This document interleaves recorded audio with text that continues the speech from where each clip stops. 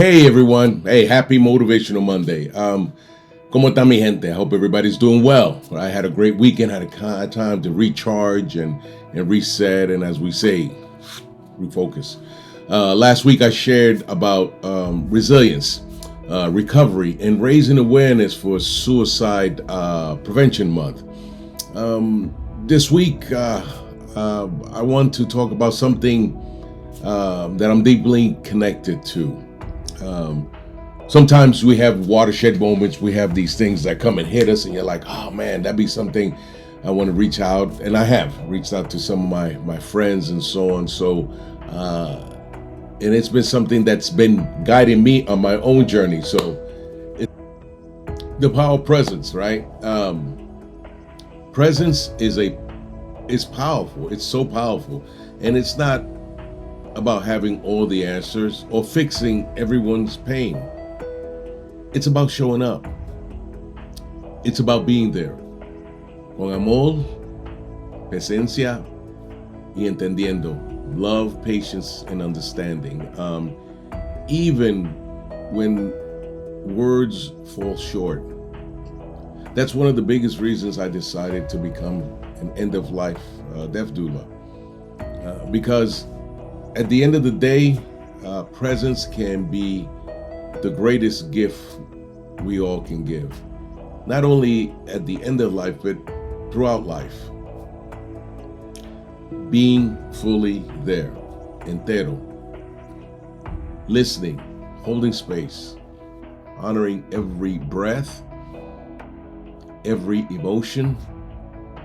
That's where true healing begins.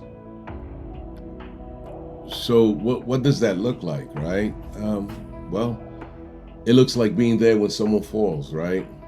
Mentally, physically, and even spiritually. Not to judge, but to help them get back up. For me, that's meant getting out, giving back, and staying, in my case, reconnecting with my community again. I've been through my share of trials and tribulations, as many of you know. But I didn't stay in the storm. I became the storm. Stronger, wiser, and more grounded in purpose. I started healing by investing in me. Going to church, not because I had everything figured out, but because I needed to feel grounded again. I'm in my Bible study, I'm being with people who inspire me. That's who I surround myself with. Somebody I can reach out to that's going to tell me the truth, even when I don't want to hear it, When I'm feeling down, that I can pick up that phone. Mira, ¿qué pasa, And the biggest thing that I learned was, it's learning from my past instead of running from it, I know I did it. And for me, giving back, staying involved, building community has been something that's helped me out a lot in so many ways. Reaching out to a lot of my friends like I used to do, whether they're in Maryland, Chicago, doesn't matter. But the truth is, I'm still healing, right? I'm still learning, and I'm still moving adelante. I'm going forward.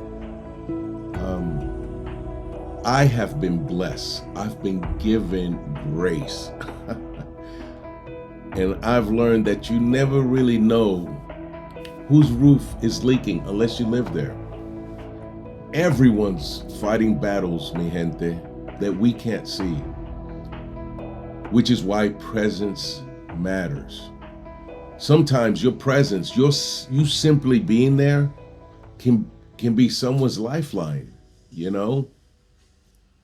As Pastor Kim once said, mourn and move, right? And I'm not just talking about the loss of a loved one, right?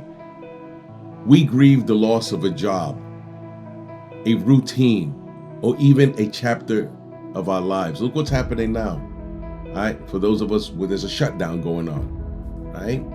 And whether it's a retirement, becoming an empty nester, or just facing change, people, in the end, the key is to be present to honor those moments and also to celebrate the people who are there ahora, now. Because one step forward is still a step, mi gente. Gracias. Peace.